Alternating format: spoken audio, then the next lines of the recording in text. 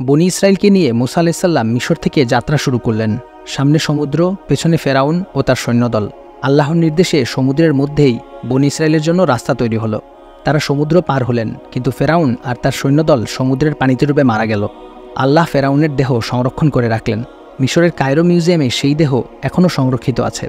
এ পর্যন্ত আমাদের সকলের জানা, কিন্তু মিশরের কায়রো মিউজিয়ামে অনেকগুলো ফেরাউনের মমি রয়েছে। এতগুলো মমির মধ্যে কোনটা মুসা আলাইহিস সালামের সময়কার ফেরাউনের মমি? আজকের আয়োজন এই প্রশ্নকে কেন্দ্র করে। তাহলে চলুন শুরু করা যাক।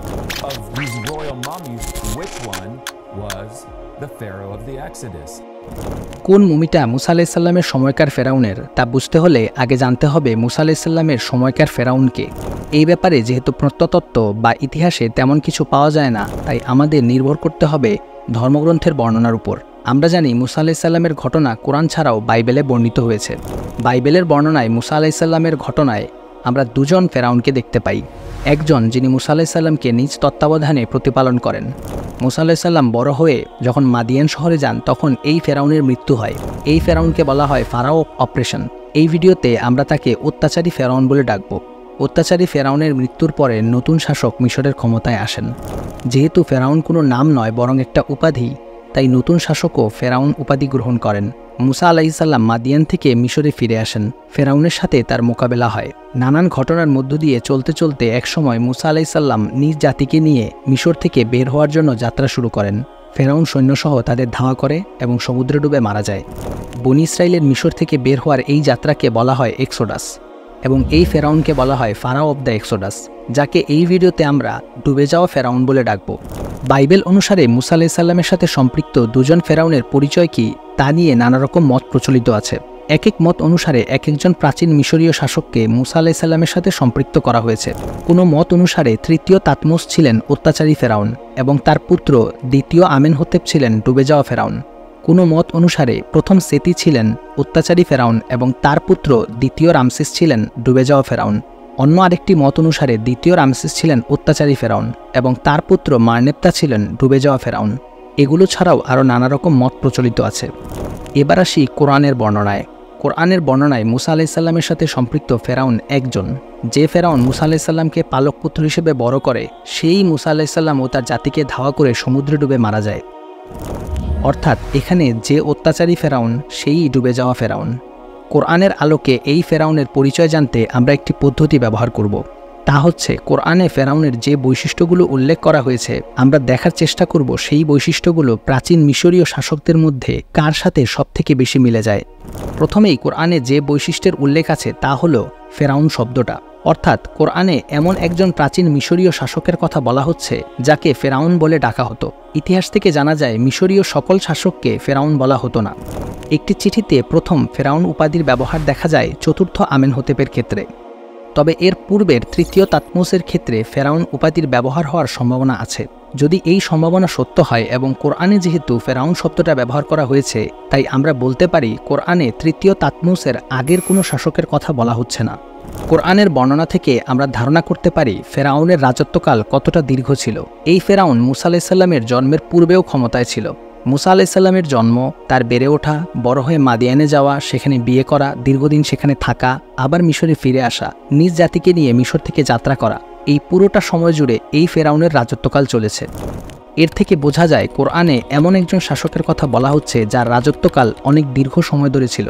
ইতিহাস থেকে আমরা জানতে পারি তৃতীয় তাতমোস থেকে শুরু করে পরের শাসকদের মধ্যে তিনজন শাসকের রাজত্বকাল ছিল তুলনামূলকভাবে দীর্ঘ। তারা হলেন তৃতীয় তাতমোস, যার রাজত্বকাল ছিল 54 বছর, দ্বিতীয় রামেসিস, যার রাজত্বকাল ছিল 66 বছর, এবং প্রথম সামতিক, যার রাজত্বকাল ছিল প্রায় 54 বছর।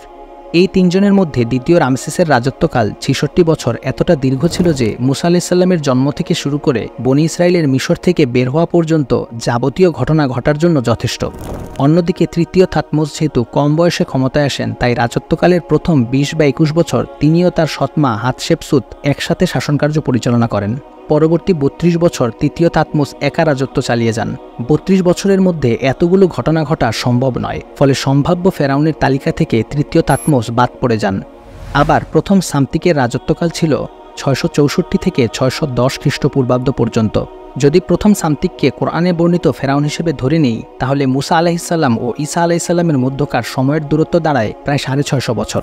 কিন্তু ইমাম কুরতুবী মুহাম্মদ বিন সাদের থেকে একটি মত উল্লেখ করে বলেন, মুসা আলাইহিসসালাম ও ঈসা আলাইহিসসালামের মধ্যকার সময়ের দূরত্ব ছিল 1700 বছর।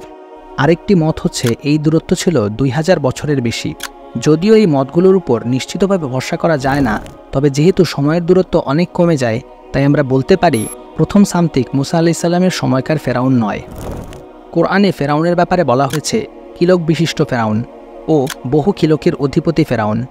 কিলক হচ্ছে এমন এক ধরনের খুঁটি যা দিয়ে তাঁবু টাঙানো হয়। কিন্তু কোরআনে কেন ফেরাউনকে বহু কিলকের অধিপতি বলা হলো? কিলকের অনেকগুলো ব্যাখ্যার মধ্যে একটা হচ্ছে অট্টালিকা। যেহেতু ফেরাউন অনেক সুদৃঢ় স্থাপনা তৈরি করেছিল, তাই তাকে কিলকের অধিপতি বলা হয়েছে। ইতিহাস থেকে আমরা জানতে পারি মিশরের সকল ফেরাউনের মধ্যে দ্বিতীয় রামসিস সবথেকে বেশি স্থাপনা তৈরি করেছিলেন, যা তাকে অন্য সকল ফেরাউনের থেকে আলাদা বৈশিষ্ট্য প্রদান করে।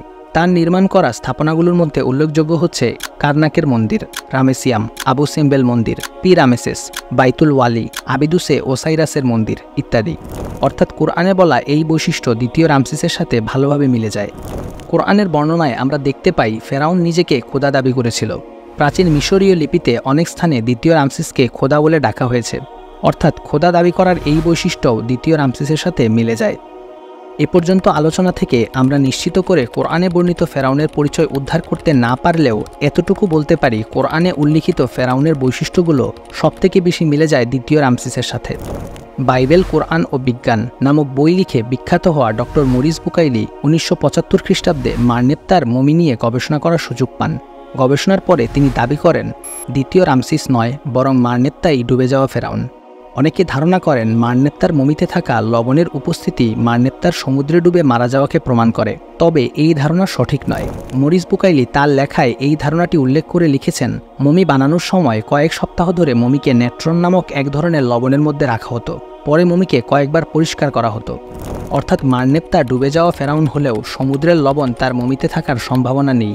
প্রশ্ন আসে, তাহলে কিসের ভিত্তিতে তিনি মারনেত্তাকে ডুবে যাওয়া ফেরাউন হিসেবে দাবি করেছিলেন? উত্তর হচ্ছে তিনি মূলত মারনেত্তার মাথার খুলিতে থাকা একটি ছিদ্রকে প্রমাণ হিসেবে ইঙ্গিত করেছিলেন। তবে এমন ছিদ্র অন্যান্য মমিতেও দেখা যায়। মিশরের কায়রো বিশ্ববিদ্যালয়ের রেডিওলজির প্রফেসর সাহারেন সালিম এবং মিশর তত্ত্ববিদ জাহি হাওয়াস 2013 ইংরেজি সালে প্রকাশিত একটি পেপারে উল্লেখ করেন মারনেত্তার মাথার খুলিতে থাকা ছিদ্রটি মমি প্রস্তুতকারকদের তৈরি। তাছাড়া তারা তাদের বইতে উল্লেখ করেন মারনেত্তার মমি থেকে তার মৃত্যুর কারণ নির্দিষ্টভাবে জানা যায় না এবং তারা তাদের করা গবেষণায় মারনেত্তার ডুবে মারা যাওয়ার পক্ষে বা বিপক্ষে কোনো কিছুই পাননি। তাহলে পুরো আলোচনাকে সংক্ষিপ্ত করলে দাঁড়ায়, কোরআনে মুসা আলাইহিসসালামের সাথে সম্পৃক্ত ফেরাউন একজন হলেও বাইবেলে দুজন ফেরাউনের কথা বলা হয়েছে। বাইবেল অনুসারে এই দুজন ফেরাউনের পরিচয় কী তা নিয়ে নানা রকম মত প্রচলিত রয়েছে। কোরআনের ক্ষেত্রে আমরা দেখেছি কোরআনে উল্লিখিত ফেরাউনের বৈশিষ্ট্যগুলো সবথেকে বেশি মিলে যায় দ্বিতীয় রামেসিসের ক্ষেত্রে। আবার ডক্টর মরিস বুকাইলি দাবি করেছেন ফারাও অব দ্য এক্সোডাস বা ডুবে যাওয়া ফেরাউন হচ্ছে মারনেত্তা। তবে আধুনিক গবেষণার আলোকে তার এই দাবিও সন্দেহাতীতভাবে গ্রহণ করা যায় না। অর্থাৎ নিশ্চিতভাবে এটা বলা সম্ভব নয় কে মুসা আলাইহিসসালামের সময়কার ফেরাউন বা কোন মমিটা মুসা আলাইহিসসালামের সময়কার ফেরাউনের মমি। একই সন্দেহ প্রকাশ করা হয়েছে মুফতি মোহাম্মদ শফি রহমতুল্লাহি আলাইহি লিখিত তফসিরে মারেফুল কোরআনে। আজকের আলোচনা এ পর্যন্তই। আপনার মতামত জানাতে ভুলবেন না। দেখা হবে নতুন কোনো ভিডিওতে। পাশে থাকবেন। ধন্যবাদ।